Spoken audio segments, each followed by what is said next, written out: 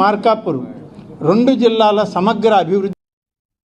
పార్వతీపురం మన్యం జిల్లా డిఎంహెచ్ఓ భాస్కరరావు విశాఖపట్నం జీవీఎంసీలో సీఎంఓహెచ్గా బదిలీ కావడంతో ఆయనకు ఘనంగా వీడ్కోలు పలికారు. జిల్లాలో ఆరోగ్య సేవలను మెరుగుపరచడంలో ఆరోగ్య సూచీల్లో జిల్లాను ఉన్నత స్థానంలో నిలిపేందుకు చేసిన కృషిని పలువురు కొనియాడారు.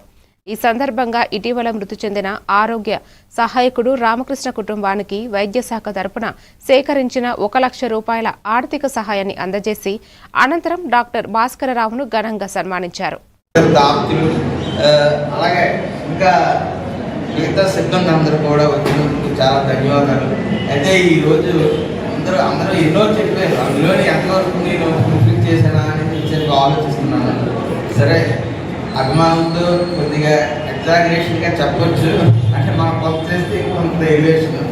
సో అయినప్పటికీ కూడా ఆ మార్పుని ఇంకా అందుకోవాలంటే ఇలా మాట్లాడటం వల్ల నేను ఇంకా చేయాల్సింది చాలా ఉందని చెప్పేసి అనిపించింది. అయితే ముఖ్యంగా నేను ఈ జిల్లాలో డిప్యూటీ డిఎంహెచ్ఓగా అడుగుపెట్టి పార్వతీపురంలో 2012-13లో మన డిసిహెచ్ఎస్ గారు అప్పుడు సూపరింటెండెంట్గా ఉన్నట్టు మన నాగభూషణ్ గారితో అప్పుడు కూడా ఇదే మంచి ఒక కోఆర్డినేషన్తో పనిచేసి అప్పుడున్నటువంటి వీరో గారు అంబేద్కర్ జాయిన్ అయినప్పుడు ఏజెన్సీ ఏరియాలో చేస్తే పీజీ కోటా ఉంటుందని ఒక భావం చేసి అలాంటిది లేదు అంటే మళ్ళీ మాకు భవిష్యత్తు అనేది ఉండదు అనుకునేటప్పుడు పోరాటం చేయాలి.